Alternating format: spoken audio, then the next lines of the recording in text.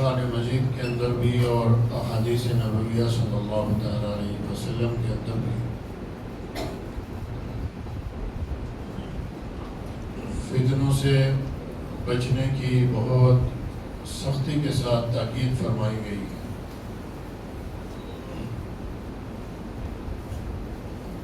اور احادیث کے اندر باقاعدہ فتن کے ابواب ہیں۔ فتن مستقل ایک موضوع ہے۔ حضرت حذیفہ ابن الیمان رضی اللہ تعالیٰ ارشاد فرماتے ہیں کہ لوگ حضور صلی اللہ تعالیٰ علیہ وسلم سے خیر کے بارے میں پوچھتے تھے، میں شر کے بارے میں پوچھتا تھا تاکہ اس سے بچوں اور اس میں مبتلا نہ ہو جائے۔ تو فتن کی بہت ساری روایتیں حضرت حذیفہ رضی اللہ تعالیٰ عنہ سے منقول ہیں کتابوں کے اندر۔ فتن کا مطلب ہوتا ہے وہ آزمائشیں جن کے اندر انسان کا نقصان ہو سکتا ہو، جن میں مبتلا ہونے پر، اور مالی نقصان بھی آزمائش کہلاتا ہے اور دینی نقصان بھی آزمائش کہلاتا ہے۔ لیکن دنیاوی اور مالی نقصان کی بھرپائی ممکن ہے، دینی اور ایمانی نقصان کی بھرپائی مشکل ہے۔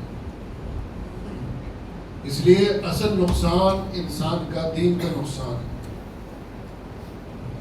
قیامت جو قریب آئے گی فتنے بڑھتے جائیں گے، یعنی ایسے حالات پیدا ہوں گے، ایسا ماحول پیدا ہوگا، انسان کے لیے اپنے دین اور اپنے ایمان کو بچانا مشکل ہو جائے گا۔ اسے کہتے ہیں فتنے کا زمانہ۔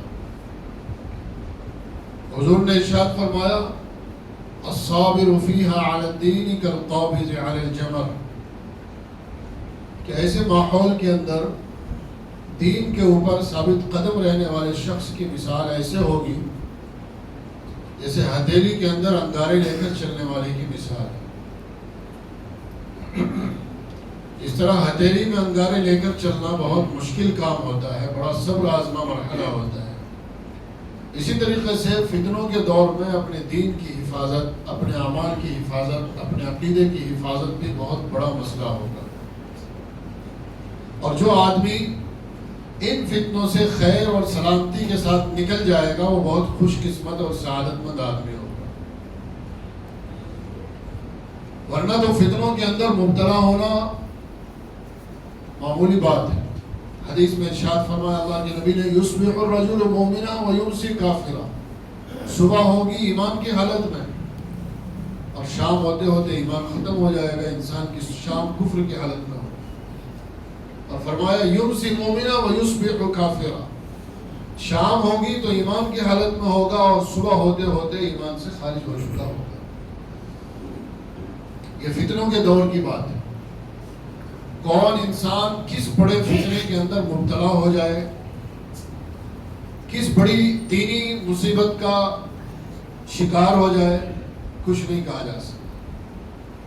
اس لیے فتنوں کے تعلق سے بہت اہمیت کے ساتھ اللہ کے نبی نے احادیث کے اندر آگاہی ارشاد فرمائی ہے کہ بچو ان فتنوں سے، اپنے آپ کو بچاؤ۔ وَاتَّقُوا فِتْنَةً لَا تُصِيبَنَّ الَّذِينَ ظَلَمُوا مِنْكُمْ خَاصَّةً، ان فتنوں سے بھی اپنے آپ کو بچاؤ جو صرف ظالموں کو نہیں پہنچیں گے بلکہ ان کا نقصان متعدی ہوگا، عام ہوگا، پورا معاشرہ ان کے نقصان کو بھگتے گا۔ تو بزرگوں اور بھائیوں، اس وقت جو ماحول چل رہا ہے، اس ماحول کے اندر ایسے ایسے فتنے رونما ہو رہے ہیں اور اتنی تیزی کے ساتھ ابھر رہے ہیں اور نکل رہے ہیں کہ ہم اندازہ نہیں لگا سکتے۔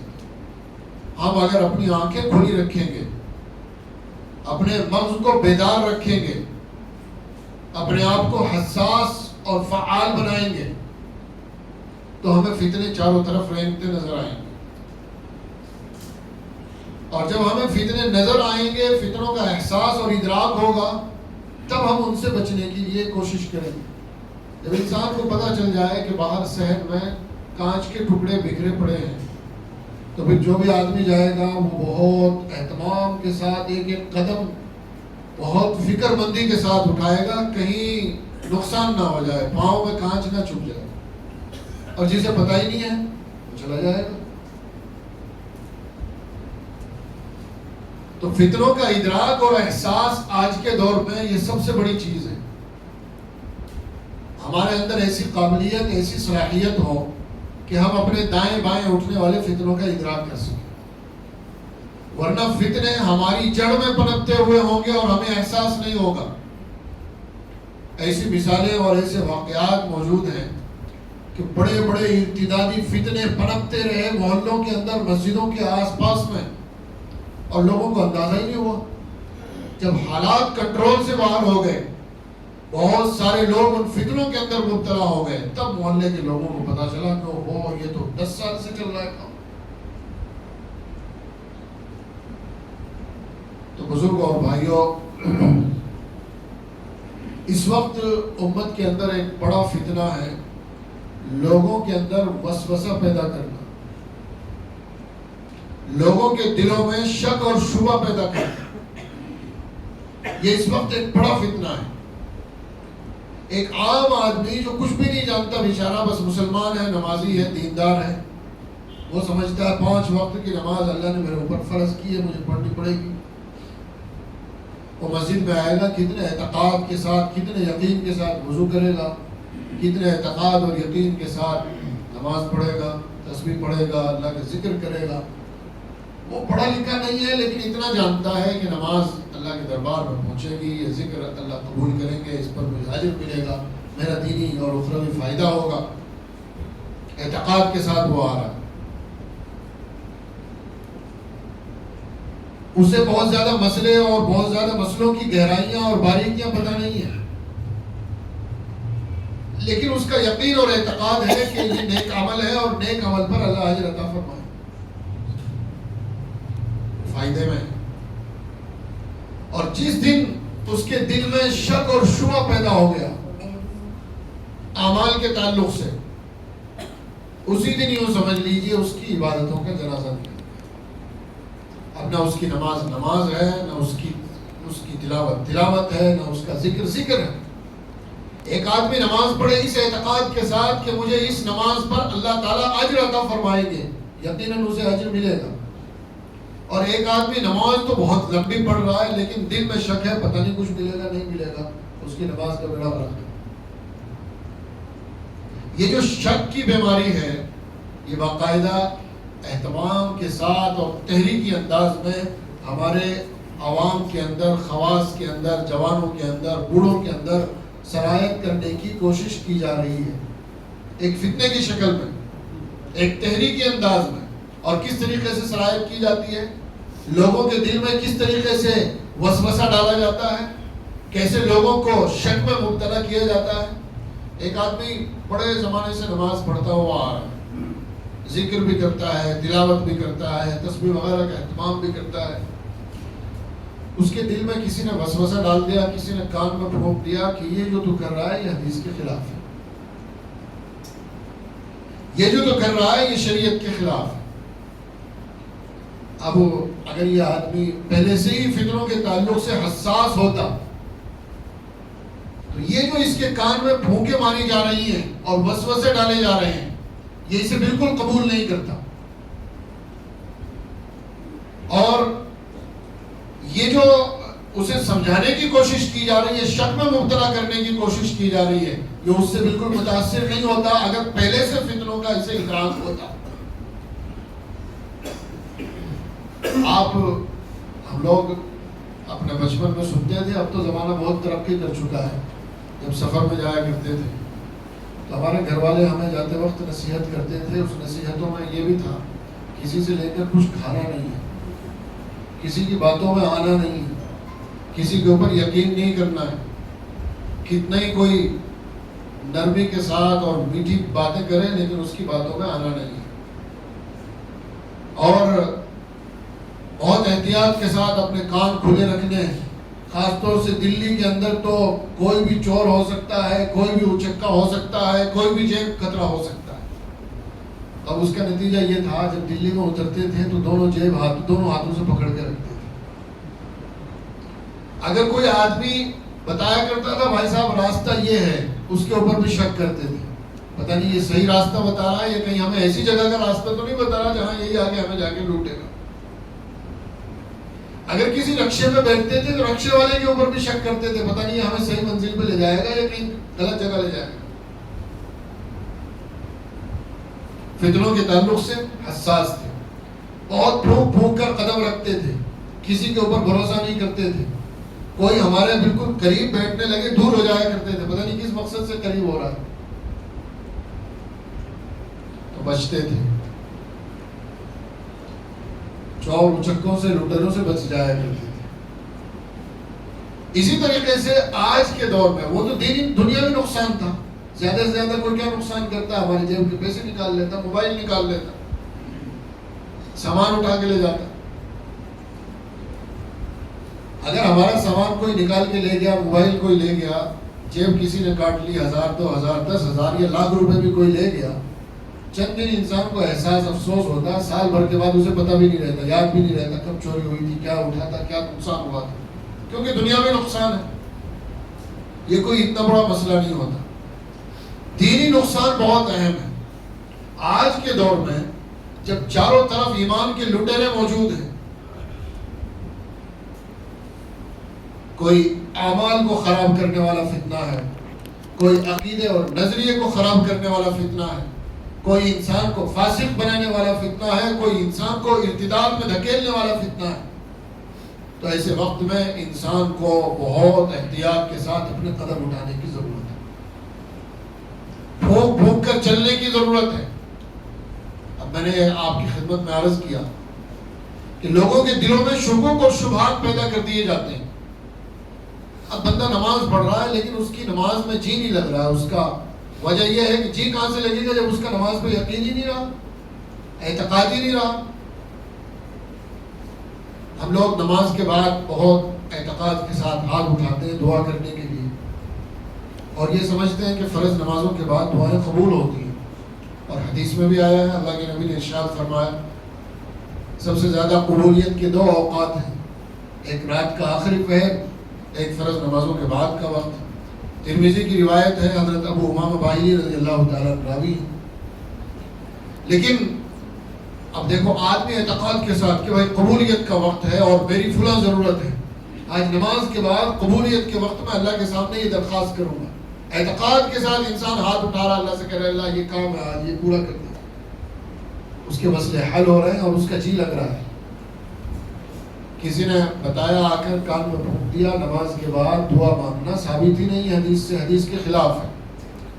اب سارے لوگ دعا مانگ رہے ہیں، یہ یوں کر کے بیٹھا ہوا ہے، بھائی تیری کوئی ضرورت نہیں ہے، اللہ سے کوئی کام نہیں ہے، اسے نہیں ہے، اس کے تو سارے کام ہو گئے، اللہ سے کیا مانگے گا؟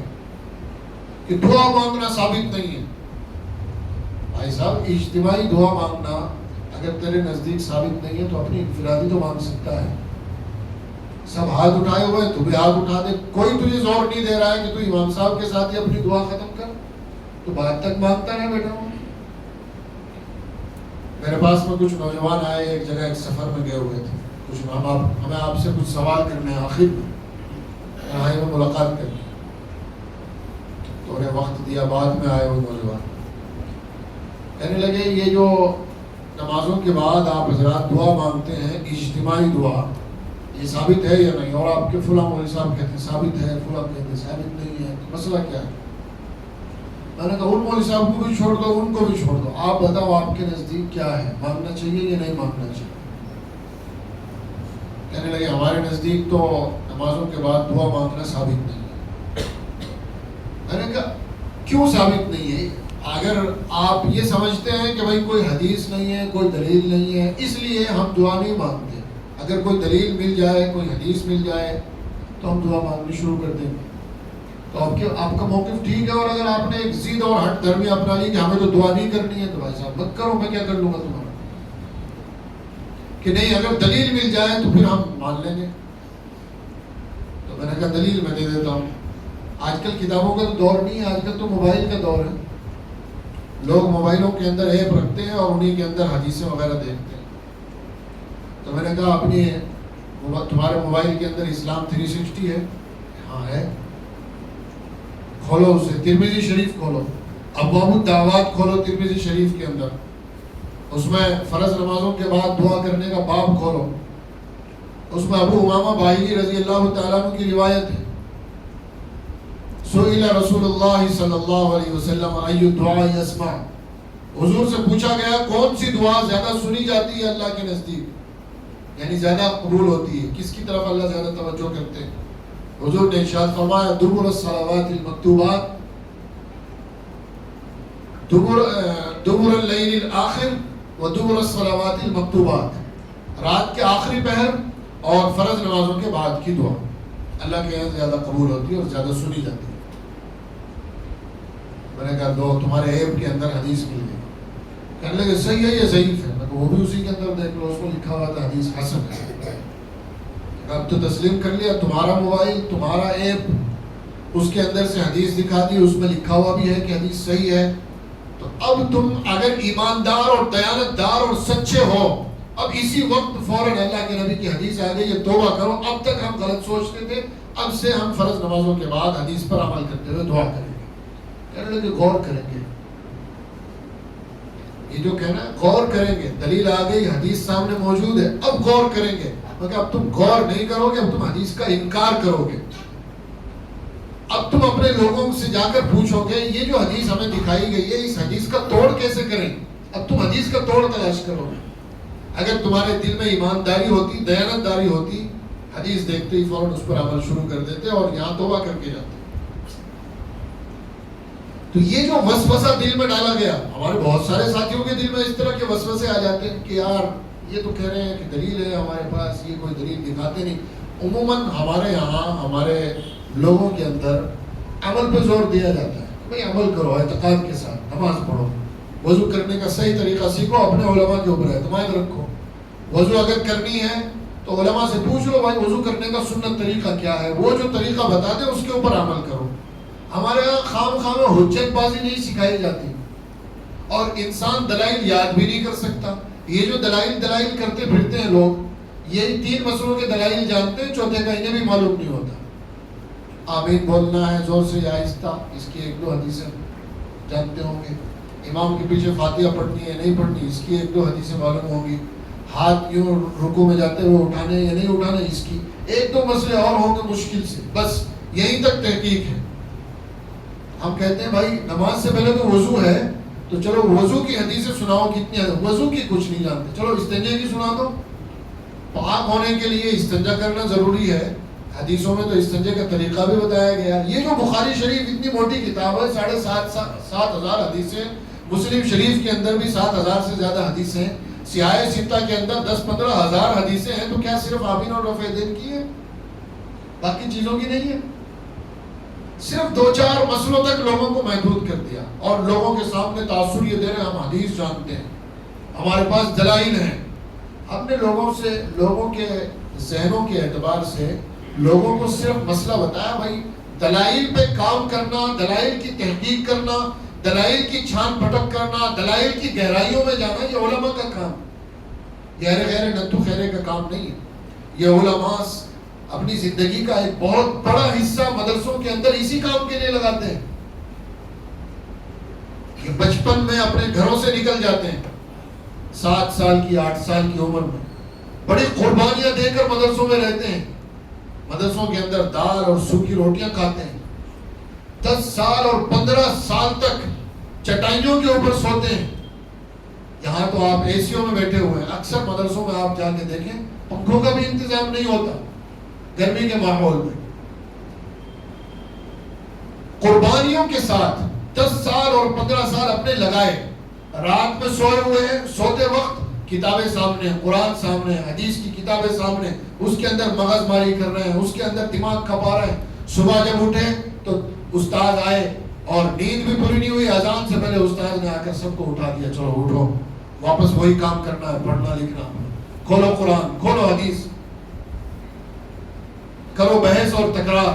4 علماء ادھر بیٹھے ہوئے ہیں, 4 ادھر بیٹھے ہوئے ہیں, وہ ادھر مسائل کی تحقیق کر رہے ہیں, وہ ادھر. کبھی اللہ توفیق دے بڑے مدرسوں کے اندر جاؤ, آپ درسگاہوں میں دیکھو علماء اپنا دماغ اور اپنا مغز کھپا رہے ہیں. آخری سال ہوتا ہے علماء کا, عالمیت کا آخری سال, جسے مولویوں کے ہاں دورے کا سال بولتے ہیں. آپ کو حیرت ہوگی کہ علماء اس سال میں حدیثوں کے اوپر اتنا دماغ خرچ کرتے ہیں, اپنا اتنا وقت لگاتے ہیں کہ انہیں کھانے کا بھی وقت نہیں ملتا. دارالعلوم دیوبند میں آپ کو اندازہ ہوگا, آپ اندازہ نہیں ہوگا, جو حضرات وہاں پڑھے ہیں انہیں اندازہ ہے اس بات کا.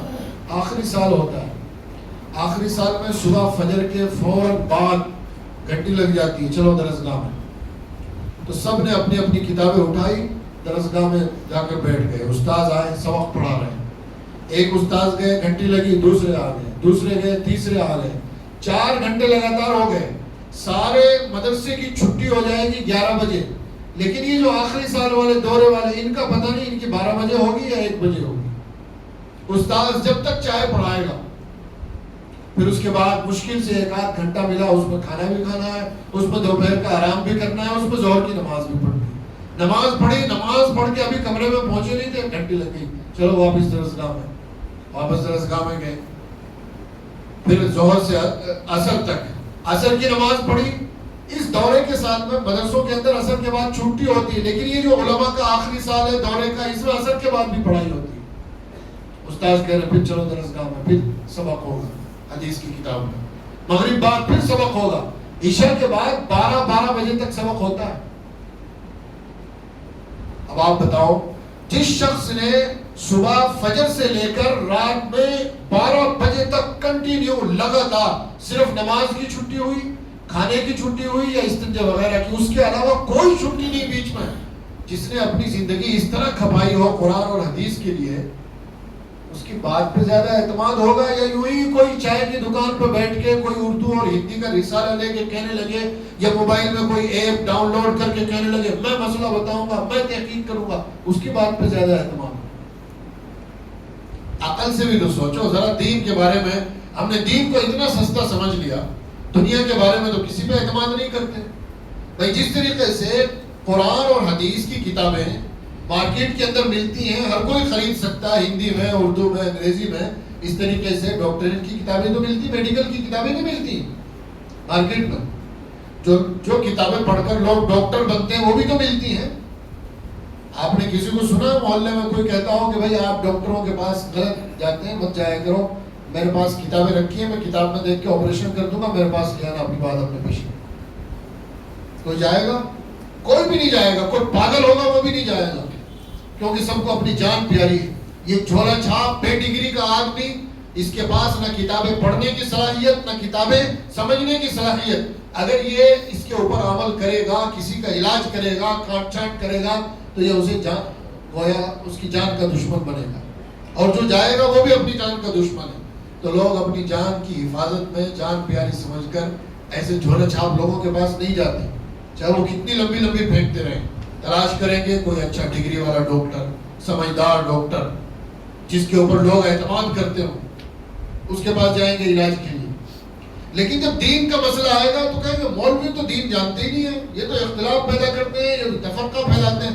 دین کون بتائے گا پھر؟ یہ سڑک پہ بیٹھے ہوئے سڑک چھاپ لوگ دین بتائیں, یہ لوگوں کو مسئلے بتائیں گے. آج آپ دیکھیں لوگ دین کہاں سیکھ رہے ہیں. نوجوانوں کی ٹولیاں سڑکوں پر, ہوٹلوں پر, چوراہوں پر بیٹھی ہوئی ہیں, اور وہ بحث کر رہے ہیں حدیثوں کے بارے میں. حدیث میں یوں ہے, حدیث میں یوں ہے. انہیں استنجا کرنے کا طریقہ معلوم نہیں ہے. ہماری اس طرح کے لوگوں سے سابقے پڑھتے رہتے ہیں.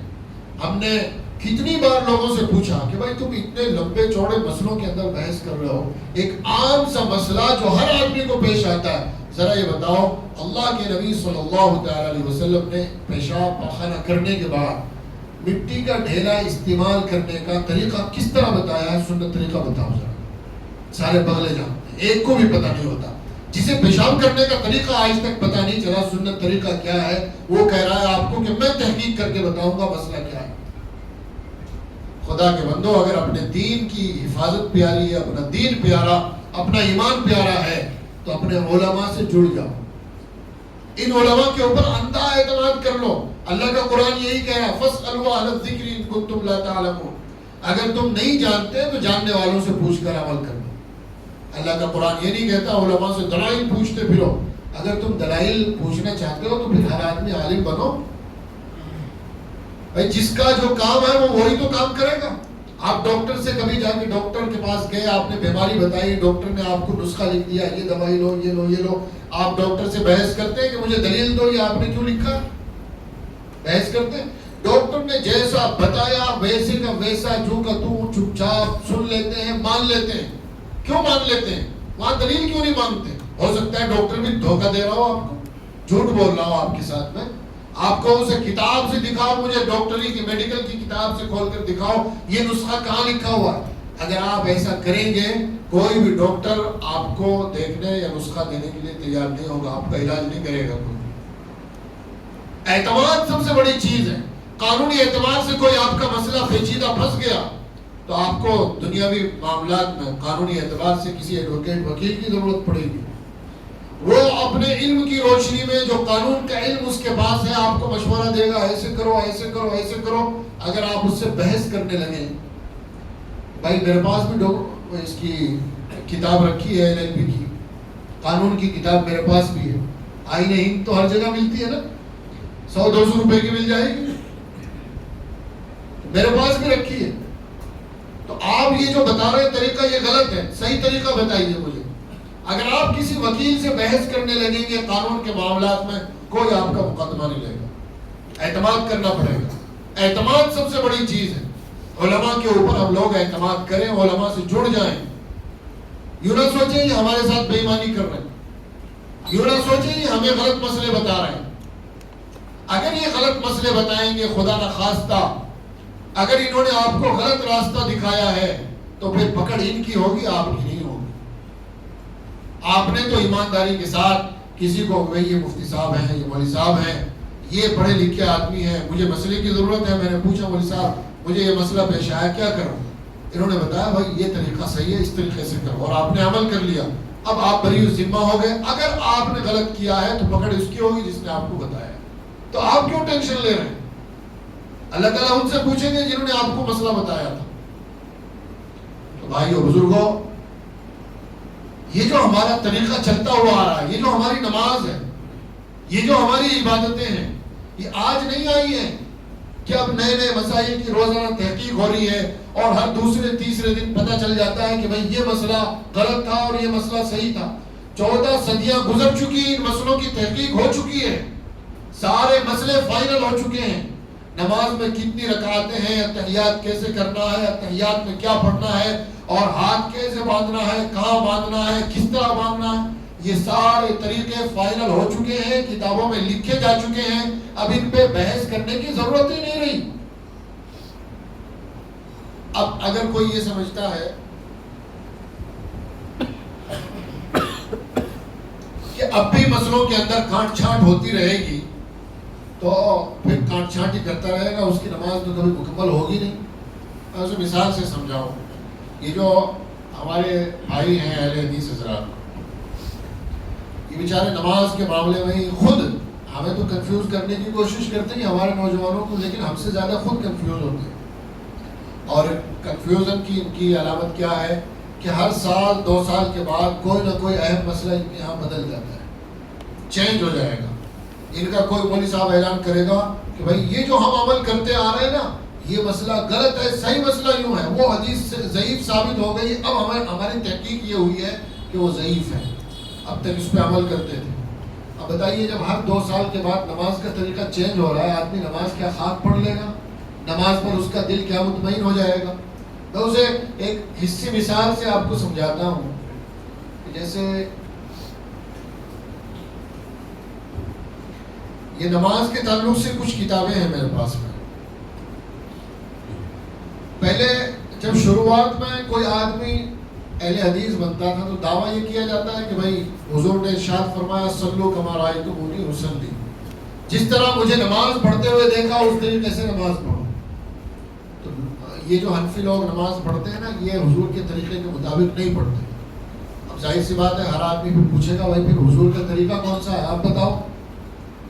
تو زبانی طور پر تو کسی کو مکمل نہیں بتایا جا سکتا، تو کچھ کتابیں لکھی کہ ہم نے ایسی کتاب لکھی ہے جس میں حضور کی نماز کا طریقہ بالکل سیم ویسے بتایا جیسے حضور نماز پڑھتے تھے، اور وہ کتابیں لوگوں کو دی کہ بھائی اگر حضور کے طریقے کے مطابق نماز پڑھنی ہے تو یہ کتاب لو، اس کتاب میں دیکھ دیکھ کر عمل کرو، رکوع کیسے کرنا، سجدہ کیسے کرنا، تحیات کیسے کرنا، ہاتھ کیسے اٹھانے، کب اٹھانے، کہاں باندھنے، کس طرح باندھنے، سب اس کتاب میں لکھا ہے، حدیثیں لکھی ہیں، دلائل لکھے ہیں، حضور کی نماز کا مکمل طریقہ اس کتاب میں لکھا ہے، اسے پڑھو اور اس پر عمل کرو۔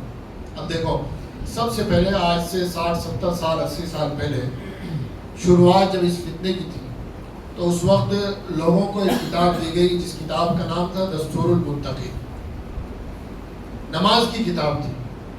لوگ پوچھتے تھے بھائی ہمیں نماز کی کتاب بتاؤ جس میں ہم دیکھ کر حضور کے طریقے کے مطابق نماز پڑھیں اور سیکھیں، تو انہیں کتاب دی گئی دستور المتقی۔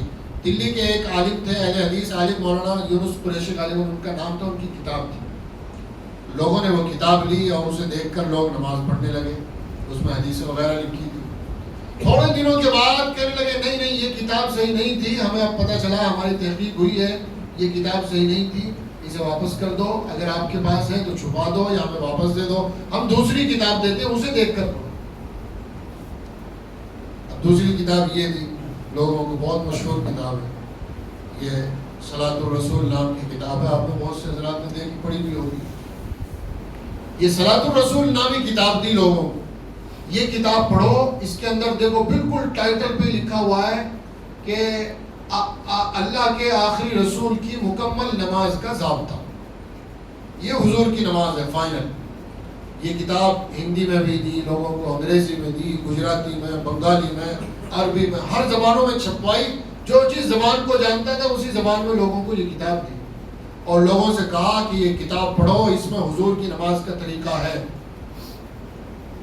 تقریباً 20-25 سال یہ کتاب چلی، خوب پھیلائی گئی، ہر مسجد میں یہ کتاب رکھوائی گئی کہ بھائی یہ دو کتاب سب کو حضور کی نماز کا اگر طریقہ سیکھنا ہے۔ اب 20-25 سال تک لوگ اس کتاب کو دیکھ کر نماز پڑھتے رہے۔ 20-25 سال کے بعد ایک مولوی صاحب اٹھے، ہمارے نہیں، حنفی یا دیوبندی نہیں، ایک اہل حدیث عالم، وہ مدینہ یونیورسٹی سے پڑھ کر آئے، انہوں نے اس کتاب کا آپریشن کر دیا کہ بھائی یہ جو کتاب ہے جسے دیکھ کر ہم 25 سال سے نماز پڑھ رہے تھے، یہ دیکھو، یہ اس کتاب کا آپریشن خود انہوں نے ہی کر دیا کہ یہ صلاۃ الرسول جو کتاب جسے دیکھ کر ہم 25 سال سے نماز پڑھ رہے تھے، لوگوں میں تقسیم کر رہے تھے، اس میں تو تقریباً 86 حدیثیں ضعیف ہیں، اس کے اندر تو حدیثوں کے حوالے غلط ہیں، بخاری کا حوالہ دیا، بخاری میں وہ حدیث ہے ہی نہیں، مسلم شریف کا حوالہ دیا، مسلم میں وہ حدیث ہے ہی نہیں، اور وہ فلاں ضعیف حدیث لے لی، وہ فلاں لے لی، وہ حوالہ غلط دے دیا، وہ حدیث غلط طریقے سے نقل کر دی۔ اب آپ مجھے بتائیے وہ 25-26 سال تک 20 سال تک لوگوں نے جو اس کتاب کے مطابق نماز پڑھی، ان کی نماز کا کیا ہوا؟ ان کی نماز تو گئی بھاڑ میں۔ اب وہ اپنی نماز کا کیا کریں گے؟ اب وہ کہہ رہے ہیں میں اب صحیح طریقے سے آپ کو بتا رہا ہوں، اس طریقے سے نماز پڑھو۔ اب لوگوں نے اس طریقے سے نماز پڑھنا شروع کر دیا، بھائی انہوں نے بتایا، نئی تحقیق آئی ہے، اب یہ کتاب پھیلانے لگے، سب کو دینے لگے، تقسیم کرنے لگے، یہ والی کتاب لو بھائی، یہ صحیح نماز ہے، یہ صحیح نماز ہے۔ اب یہ صحیح نماز آئی تو تھوڑے دنوں کے بعد اس کے اندر بھی کچھ چیزیں بیک فائر ہو گئی۔ اب کہنے لگے نہیں نہیں یہ کتاب بھی ضبط کر لو، رکھ لو اسے بھی، اس کے مطابق بھی نماز نہیں پڑھنی ہے۔ اب یہ ایک چھوٹی سی کتاب عرب کے ایک عالم تھے ناصر الدین البانی صاحب، ان سے لکھوائی، اور انہوں نے عربی میں لکھی تھی، اور اس کے اردو، انگریزی اور ہندی سارے ٹرانسلیٹ کیے، اور یہ لوگوں میں تقسیم کرنے لگے، نماز نبوی صحیح حدیثوں کی روشنی میں، یہ کتاب لوگوں میں دینے لگے۔ لیکن وہ ناصر الدین البانی صاحب عرب کے عالم تھے، عرب کے علماء بہت سے مسئلوں میں ان لوگوں سے اختلاف کرتے ہیں، انہوں نے پہلے پوری کتاب کو صحیح طریقے سے پڑھا نہیں تھا۔ اس میں انہوں نے لکھا ہے کہ یہ جو امام کے پیچھے سورہ فاتحہ نہیں پڑھتے ہیں یہ ٹھیک ہے۔ اسی طریقے سے 2-4 مسئلوں میں اور انہوں نے جو ہے بیک فائر کر دیا، یہ کتاب بھی واپس لے لی گئی، یہ کتاب بھی واپس کر لی، نہیں نہیں اس کتاب کے اندر بھی گڑبڑ ہو گئی ہے، اسی کتاب کو بھی دیکھ کے نماز نہیں پڑھنی۔ اب اس کے بعد یہ کتاب لائے مارکیٹ میں، آج کل آپ دیکھتے ہوں گے یہ کتاب چل رہی ہے، لوگوں کو یہ کتاب دی جاتی ہے، نماز نبوی، ہندی میں بھی اردو میں بھی۔ اس کے اوپر 4 بڑے بڑے اہل حدیث کے علماء بیٹھے، اور 4 علماء نے مل کر اس کی تحقیق کی، اور اس کے اندر لکھا شروع میں ہی کہ اب ہم اس فیصلے پر پہنچ چکے ہیں کہ اب اس کتاب میں کوئی حدیث ضعیف نہیں ہے، ساری حدیثیں صحیح ہیں، اس لیے اب اس کے اوپر عمل کرو۔ اب اتفاق دیکھو، یہ جو صاحب ہے نا، اس میں حافظ زبیر علی زئی صاحب، جو 4 میں سے ایک ہیں جنہوں نے تحقیق کی اور جنہوں نے شروع میں لکھوایا کہ ہماری تحقیق کے مطابق اس کتاب میں کوئی بھی حدیث ضعیف نہیں ہے، انہوں نے دوسری کتاب میں اپنی لکھ دیا کہ نہیں، اس میں بھی ضعیف آ گئی ہے۔ اب بندہ نماز پڑھے یا صرف مارے دیوار میں؟ آج تک آپ لوگوں کو یہ نہیں بتا سکے نماز پڑھنے کا صحیح طریقہ، سنت طریقہ یہ ہے، وہ ہے، وہ ہے، وہ ہے۔ آپ نے آج یہ کتاب دی، اس کا کوئی بھروسہ نہیں ہے کہ یہ 1 سال چلے گی یا 2 سال چلے گی۔ تو ہماری نماز کھلونا بن گیا، چونچوں کا مربع بن گیا، نماز کیا بن گیا؟ بچوں کا کھیل بن گیا ہے کہ نماز آج تک آپ فائنل ہی نہیں کر پائے کہ نماز پڑھیں تو کیسے پڑھیں۔ اس کتاب میں صلاۃ الرسول میں لکھا ہے کہ جب تشہد میں اشہد ان لا الہ الا اللہ کہیں تو انگلی اٹھائیں۔ دوسری کتاب میں لکھا نہیں اس وقت نہیں، شروع سے انگلی یوں کرتے رہیں۔ اب اس کی معنی یا اس کی معنی؟ وہ بھی کہہ رہا ہے صحیح حدیث ہے، وہ کہہ رہا ہے صحیح حدیث ہے۔ اب آپ بتائیں، یہ نماز کا سکھانے کا طریقہ ہے یا لوگوں کو نماز سے دور کرنے کا طریقہ ہے؟ نتیجہ کیا ہوگا؟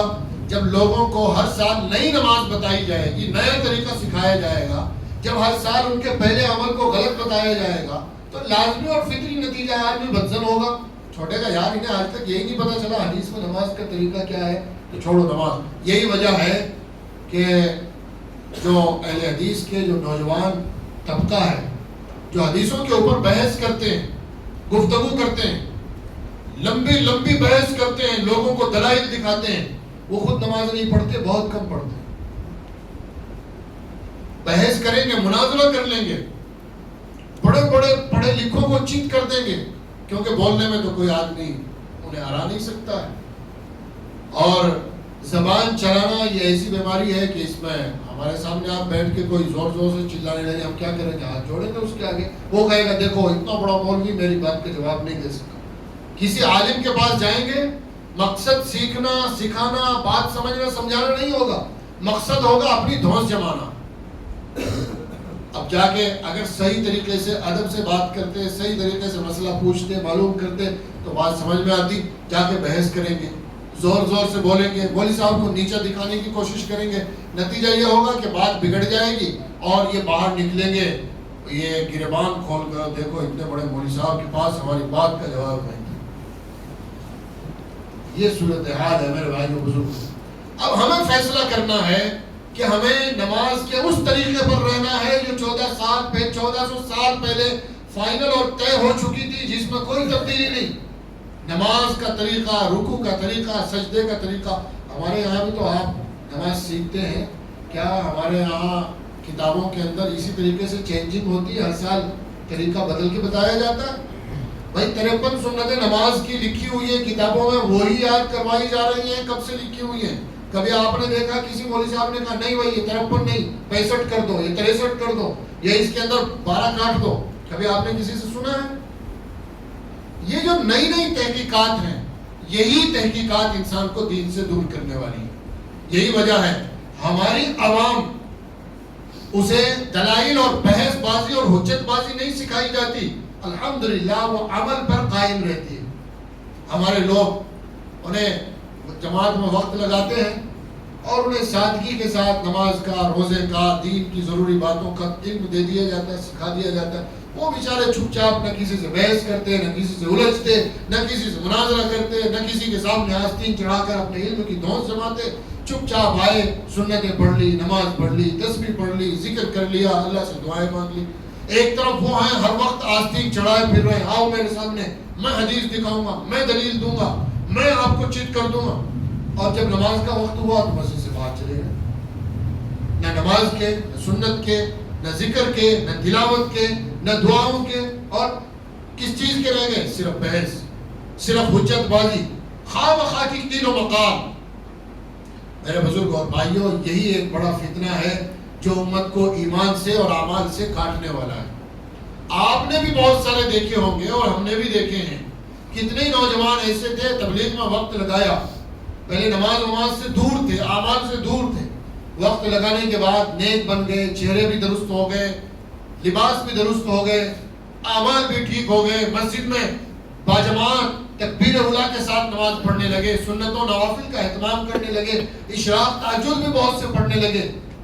کچھ دنوں کے بعد کہیں سے ان کے اوپر برا سایہ پڑا اور وہ کسی کے چکر میں پھنسے اور کہنے لگے یہ ثابت نہیں، وہ ثابت نہیں، اس کی دلیل نہیں ملی، اس کی دلیل نہیں ملی۔ تھوڑے دنوں کے بعد آپ نے دیکھا وہ نوجوان جو مسجد کے اندر سب سے پہلی صف میں تکبیر اولا کے ساتھ نماز پڑھتے تھے، آج ان کے فرائض کا بھی ٹھکانہ نہیں ہے، کہاں فرض پڑھتے ہیں، کہاں دعائیں مانگتے ہیں، کہاں ذکر بھی گیا، تلاوت بھی گئی اور سنتیں بھی گئی، نوافل بھی گئے۔ اب ان کے پاس بچا کیا ہے؟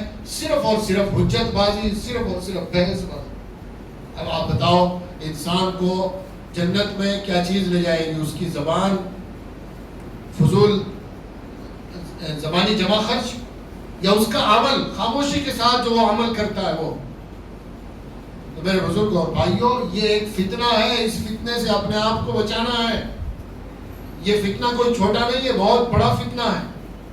ہمارے نوجوانوں کو گمراہ کیا جاتا ہے، بیچارے آئیں گے فضائل اعمال کی تعلیم کریں گے، فضائل اعمال کے تعلق سے لوگوں کو کہا جائے گا دیکھو اس میں یہ واقعہ لکھا ہے، اس میں یہ واقعہ لکھا ہے، یہ واقعہ غلط، یہ حدیث کے خلاف، یہ قرآن کے خلاف۔ اب ہمارے لوگوں کو بیچاروں کو یہ تو سکھایا نہیں جاتا کہ بھائی تم اس بات کا یہ جواب دو، اس کا یہ جواب دو۔ یہ جواب تو علماء کے پاس ہوتے ہیں، علماء کے پاس جاتے نہیں جو جواب دینے والے علماء ہیں۔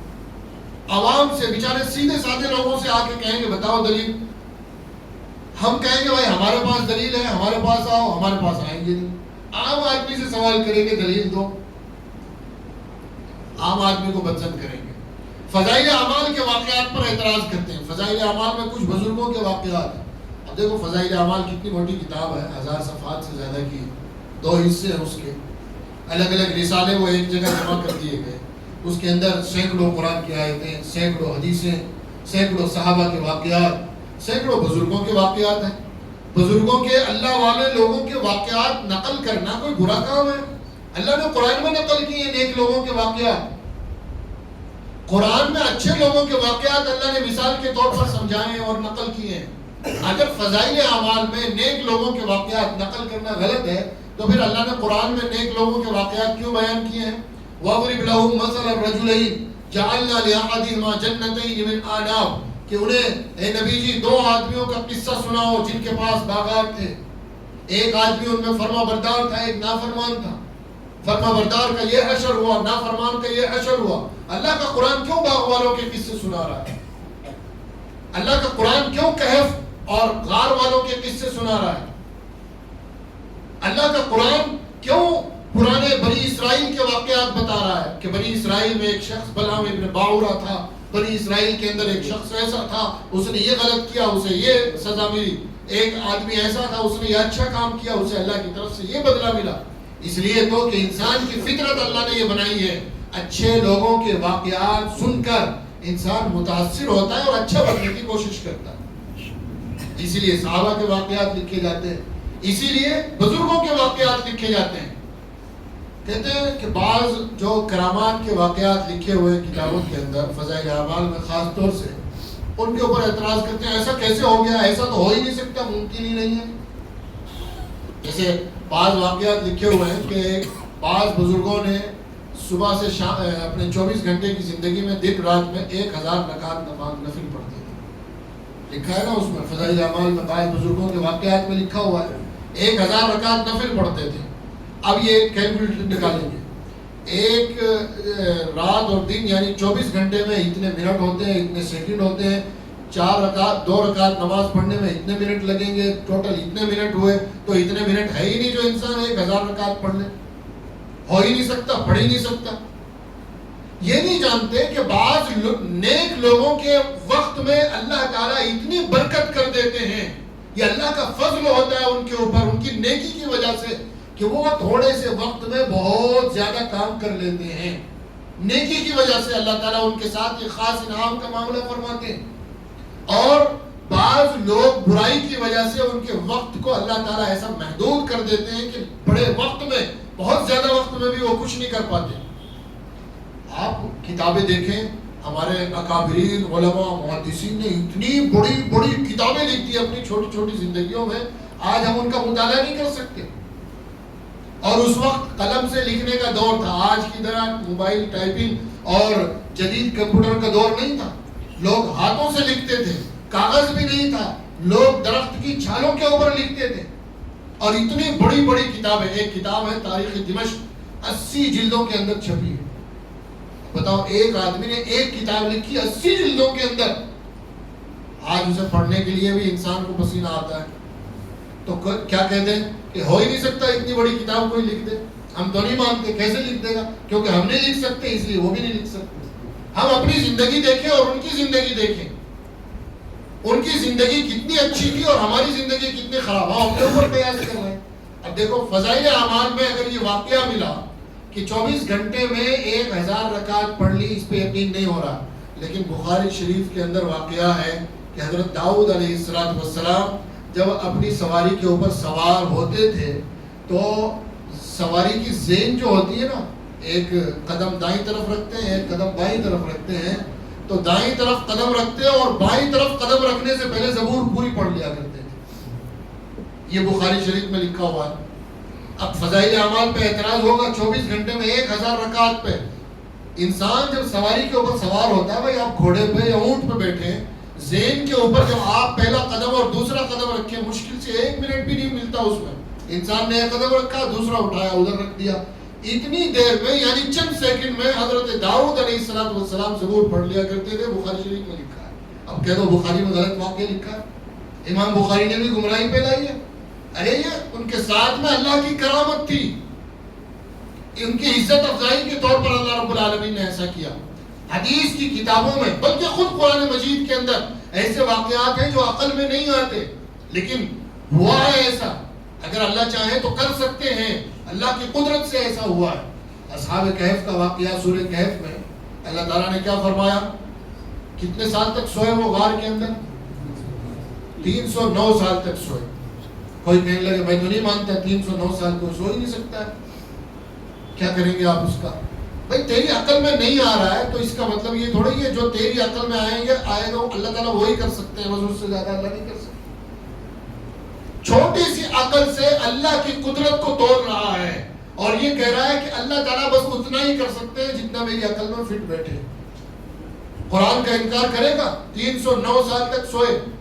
حضرت مریم، قرآن کہتا ہے دروازہ بند ہے، حضرت زکریا علیہ السلام نے دروازہ کھولا تو ان کے پاس میں وہ پھل سامنے نظر آئے جن کا موسم ہی نہیں تھا.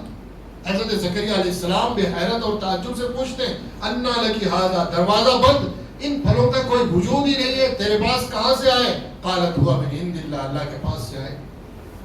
کہہ دو قرآن غلط کہہ رہا ہے. کہاں سے آئے؟ اللہ رب العالمین جس کے ساتھ جو معاملہ چاہے کر سکتا ہے. اللہ کی قدرت سے کوئی بھی چیز باہر نہیں ہے.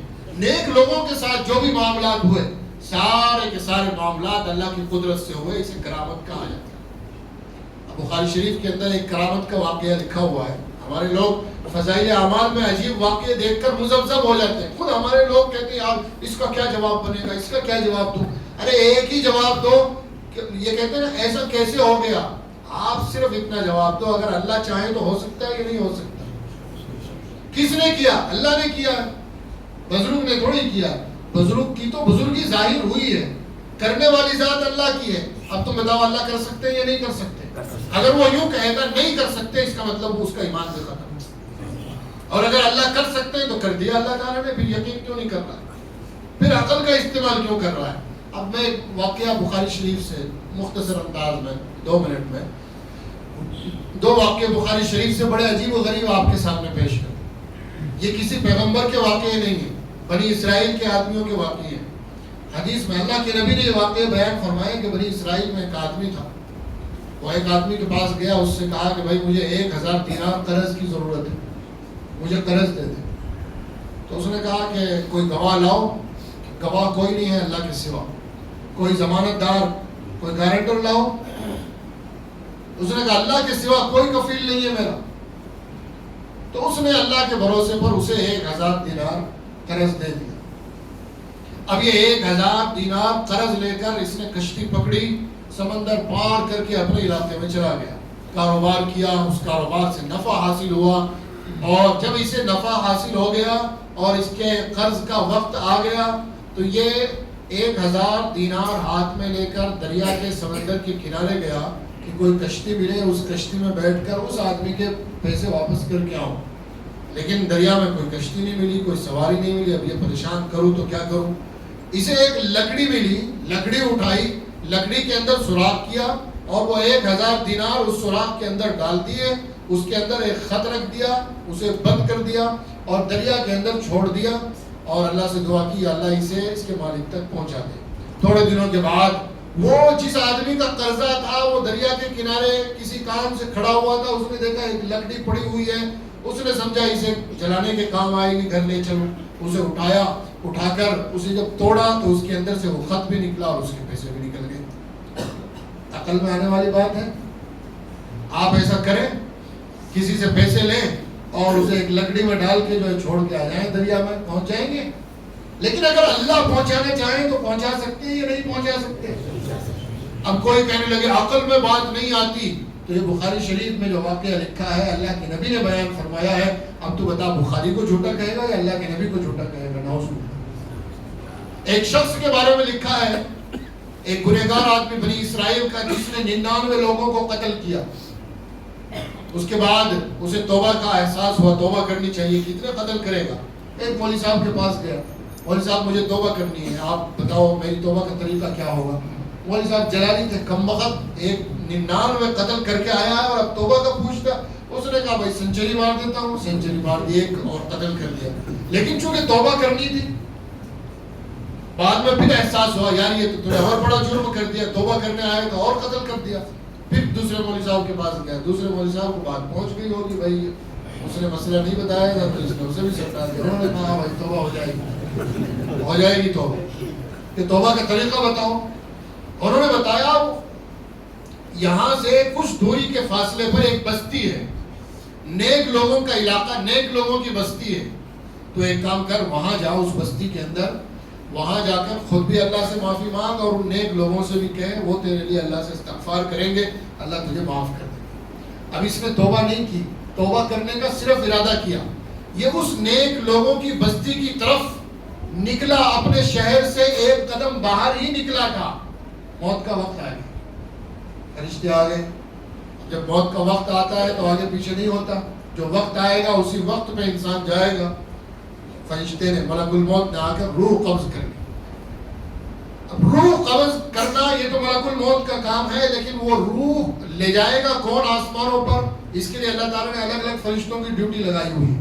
اگر نیک روح ہے تو رحمت کے فرشتے آئیں گے، اگر بری روح ہے تو عذاب کے فرشتے آئیں گے۔ اب اتفاق سے وہاں دونوں فرشتے پہنچ گئے، رحمت والے بھی پہنچ گئے اور عذاب والے بھی پہنچ گئے۔ رحمت والے کہتے ہیں ہم لے جائیں گے اور عذاب والے کہتے ہیں ہم لے جائیں گے، فرشتوں میں جھگڑا ہو گیا۔ اختصمت فیہ ملائکۃ الرحمہ و ملائکۃ العذاب، لڑتے ہوئے اللہ کے دربار میں گئے، اللہ تعالیٰ آپ فیصلہ کر دیں۔ اللہ تعالیٰ نے فیصلہ کیا، اچھا ایک کام کرو، جس بستی کے اندر اس نے جرائم کیے ہیں اس کی بھی پیمائش کرو، اور جہاں یہ توبہ کرنے جا رہا تھا اس کی بھی پیمائش کرو، جو قریب ہوگی اسی کے مطابق فیصلہ ہوگا۔ جس بستی کے اندر جرم کیا اگر وہ قریب ہوگی تو عذاب والے فرشتے لے جائیں گے، جس بستی میں توبہ کرنے جا رہا ہے اگر وہ قریب ہوگی تو رحمت والے فرشتے لے جائیں گے۔ اب فرشتے آئے زمین پر، ظاہر کیا کہتا ہے؟ حدیث میں آتا ہے کہ وہ اپنی اس بستی سے جس میں اس نے 99 آدمیوں کو قتل کیا، ایک بالشت باہر نکلا تھا، صرف کتنا؟ ایک بالشت، اور وہ بستی تو بہت دور تھی جہاں اسے جانا تھا۔ تو ظاہر کیا کہتا ہے؟ کون لے جائے گا اس کی روح؟ عذاب والے فرشتے۔ لیکن اللہ رب العالمین نے فرشتوں کے زمین پر پہنچنے سے پہلے زمین کو حکم دیا، جو ادھر کی زمین تھی، گناہ والی بستی، عذاب والی بستی کی جو زمین تھی، اسے اللہ نے کہا، ایک بالش تھی، اسے اللہ نے کہا لمبی ہو جا، وہ لمبی ہو گئی، اور ادھر کی جو زمین تھی اسے اللہ نے کہا سکڑ جا، وہ سکڑ گئی۔ اب فرشتوں نے آ کر پیمائش کی تو وہ جو جہاں توبہ کرنے کے لیے جا رہا تھا وہ زمین نکلی صرف ایک بالش تھی، تو رحمت والے فرشتے تھے۔ اب دیکھیے ایک آدمی جس نے 99 مرڈر کیے تھے اس کے لیے اللہ رب العالمین نے زمین کو سکوڑ دیا۔ فضائل اعمال میں واقعہ لکھا ہے کہ رابعہ بصریہ کے لیے زمین سکڑ گئی، تو لوگ کہتے ہیں زمین کیسے سکڑ گئی، زمین کیسے کٹھی ہو گئی، ہو ہی نہیں سکتا ایسا۔ رابعہ بصریہ یا حسن بصری یہ تو نیک اللہ والے لوگ تھے. ایک قاتل کے لیے اللہ نے سکیڑ دی، بخاری شریف کی روایت ہے، تو نیک لوگوں کے لیے اللہ تعالیٰ کیوں نہیں کر سکتے؟ میرے بزرگ اور بھائیوں، یہ کتاب میں لے کے آیا تھا، یہ کتاب ہے کرامات اہل حدیث. ہمارے فضائل اعمال کے واقعات پہ اعتراض کرتے ہیں کہ ایسا کیسے ہو گیا. اس میں اہل حدیث علماء کی کرامتیں لکھی ہیں، وہی واقعات بلکہ اس سے بھی خطرناک واقعات فضائل اعمال کے، کہ یہ حنفی لوگ کہتے ہیں کہ صرف حنفی علماء ہی کرامت کر سکتے ہیں. ہمارے اہل حدیث علماء سے بھی بہت ساری کرامات کا صدور ہوا ہے، اور یہ آپ دیکھ لو. اور اس کے اندر پھر دنیا بھر کی مختلف اہل حدیث علماء کی کرامات. ہمارے ایک اہل حدیث عالم صاحب چلے جا رہے تھے اور انہوں نے کشتی یوں پلٹ دی، انہوں نے آسمان سے یوں اتار دیا، انہوں نے یوں اڑا دیا، انہوں نے یہ کر دیا، انہوں نے وہ کر دیا. یہ سب واقعات اس کتاب میں لکھے ہوئے. اگر تمہارے لوگ کرامت دکھائیں، اور ساتھ میں ایک اعلان بھی لکھا ہے اس کے اندر، اگر کسی کے پاس اہل حدیث کی کرامت ہو تو ہمیں لکھ کر بھیج دو، ہم دوسری کتاب میں اور چھاپیں گے. اس میں لکھا ہوا اعلان لکھا ہے باقاعدہ. یہ دیکھیے اعلان اطلاع عام کے نام سے اعلان لکھا ہے. اگر کسی کے پاس بھی، کسی بھی اہل حدیث بھائی کے پاس میں کسی بھائی کی کوئی کرامت ہو کہ اس نے کوئی چمتکار کیا ہو تو ہمیں لکھ کر بھیج دو، ہم کتاب میں چھاپیں گے اور انہیں حنفیوں کو دکھائیں گے کہ صرف تم ہی نہیں کر سکتے ہو، ہم بھی کر سکتے. تو یہ تو ان کی کرامات کا میرے بھائیوں بزرگوں مسئلہ ہے. خلاصہ یہ ہے کہ ہم اپنے دین پر، اپنے مذہب پر، اپنے مسلک پر اعتماد اور یقین کے ساتھ جڑے رہیں. کسی کے بہکانے سے بہکاوے میں نہ آئیں. کوئی مسئلہ آئے علماء سے رابطہ کریں، علماء سے رجوع کریں. آپ کے ہاں تو ماشاءاللہ فعال ٹیم ہے کام کرنے والی. یہ حافظ ابراہیم صاحب ہیں، مفتی صاحب ہیں، کچھ اور نوجوان ساتھی ہیں، اظہر الدین بھائی وغیرہ، یہ کام کر رہے ہیں اور ان کے پاس کتابیں ہیں، لائبریری بنائی ہوئی ہے، حدیث کی کتابیں رکھی ہوئی ہیں. تو کوئی کہے دلائل دکھاؤ، حدیثیں دکھاؤ، ہمیں مسئلہ سمجھاؤ، رابطہ کرواؤ. کیوں خام خواہ کنفیوژن کا شکار ہو کے اپنے آپ کو عمل سے دور کر رہے ہو، اپنی نمازوں کو خراب کر رہے ہو، اپنی عاقبت خراب کر رہے ہو. اپنی ذمہ داری صرف اتنی رکھو، بھائی میں ایک عام آدمی ہوں، میں تو اپنے کاروبار کے بارے میں جانتا ہوں، میرا کاروبار کیسے ہوگا، اس میں کیا ہوگا، کیسے ہوگا.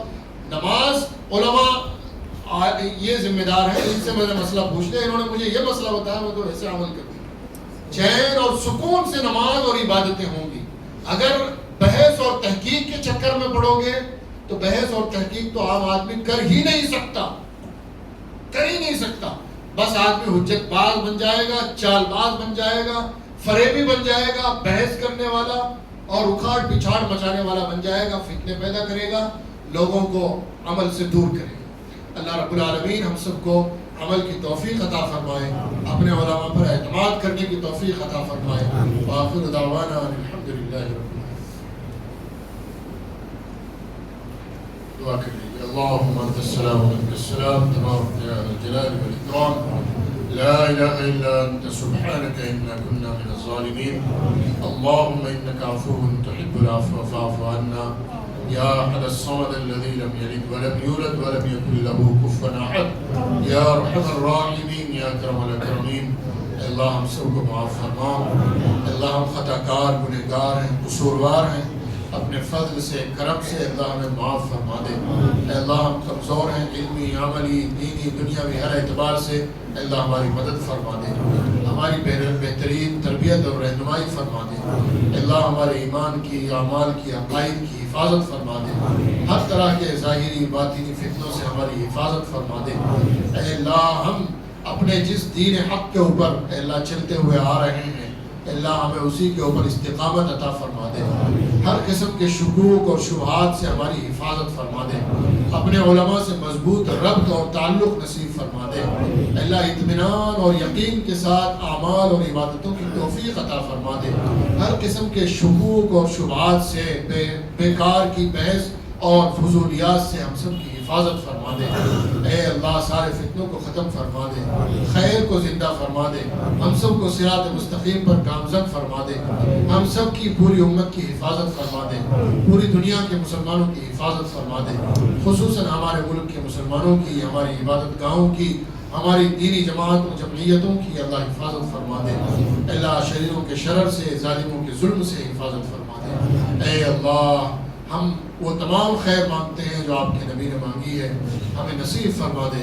ان تمام شرور سے پناہ چاہتے ہیں جن سے آپ کے نبی نے پناہ مانگی ہے، اللہ ہمیں پناہ نصیب فرما دے۔ آمین یا رب العالمین۔ صلی اللہ تعالی علی خیر خلقہ محمد وعلی آلہ واصحابہ اجمعین۔